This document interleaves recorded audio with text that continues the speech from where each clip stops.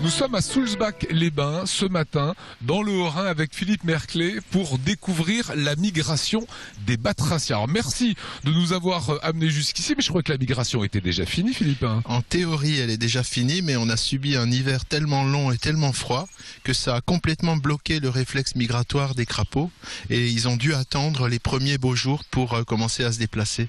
C'est ce qui nous amène à nous voir en avril plutôt qu'en mars. Alors là, on voit le petit loup qui a trouvé des crapauds le long de la route. Vous avez mis un dispositif ici en place pour que les crapauds puissent arriver à cet étang, se reproduire sans se faire écraser.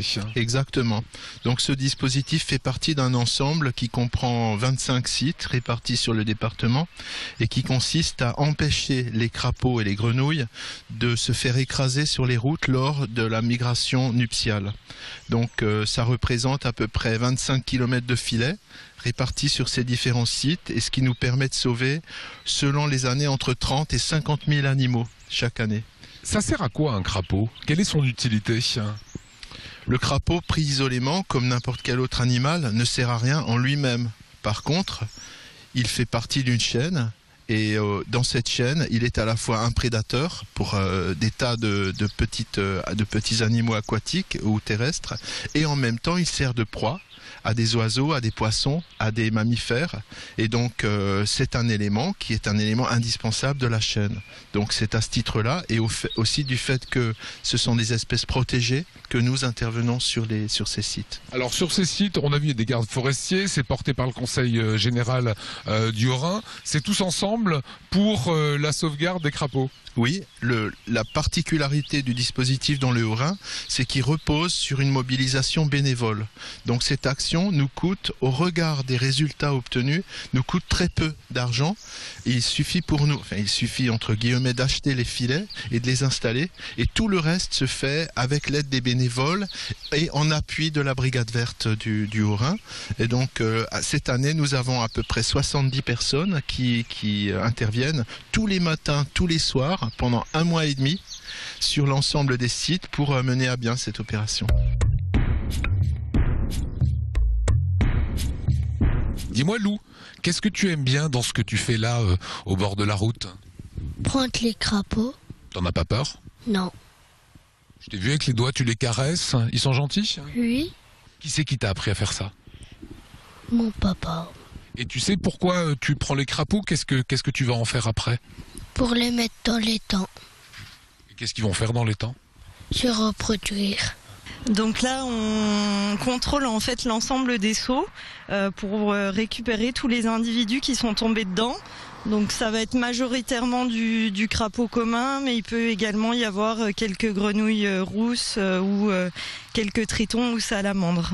Donc l'essentiel des espèces va être le crapaud commun, Bufo de son petit nom latin. Et là vous avez donc un couple, une femelle et un mâle. La femelle est en dessous, toujours beaucoup plus grosse. La femelle, c'est celle qui est en dessous. Voilà. Et là, ils sont en train de se reproduire? Faut leur demander. En tout cas, ça y ressemble. En tout cas, voilà. Oui, ça y ressemble, ouais. Donc à partir de maintenant, Julie, voilà, vous en avez pris. Il y a Lou, tout à l'heure, qu'on a vu également en prendre. Qu'est-ce que vous allez faire? Donc on va donc contrôler l'ensemble des seaux et les emmener à l'étang, là où est leur lieu de reproduction. Voilà, alors là, ce qui est assez étonnant, c'est qu'on est vraiment au bord d'une route, l'étang est de l'autre côté et les crapauds viennent de la forêt. Oui, les crapauds descendent de la forêt là où ils ont passé l'hiver enterrés en fait sous des feuilles ou des écorces. Sauf au moment de la reproduction, les œufs vont se développer en milieu aquatique, les têtards, voilà. Voilà. Et si on est là aujourd'hui, c'est parce qu'ils se reproduisent dans la forêt qui est derrière nous, ils vont à l'étang et il y a une route entre les deux.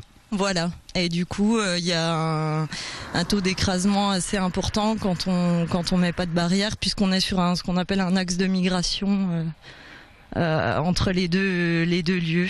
Donc il faut des bénévoles comme vous qui les récupèrent le matin et qui les passent de l'autre côté. Voilà, donc on a à peu près 6, je crois, plus donc Lou qu'on a vu et ses frères à tourner dans la semaine tous les matins pour venir récupérer l'ensemble des amphibiens. Et ça dure combien de temps cette traque au crapaud? Quand les seaux sont vides, c'est rapide, ça dure 15 minutes, et quand 15-20 minutes, et quand il y en a vraiment beaucoup, en fait, il faut contrôler le long aussi également du dispositif, afin de s'assurer qu'il n'y en ait pas qui soient passés aussi de l'autre côté, qui soient coincés dans le grillage. Donc ça peut prendre vraiment du temps. Quand il y a eu des pluies, par exemple, la semaine dernière, et là on avait parfois 150 individus.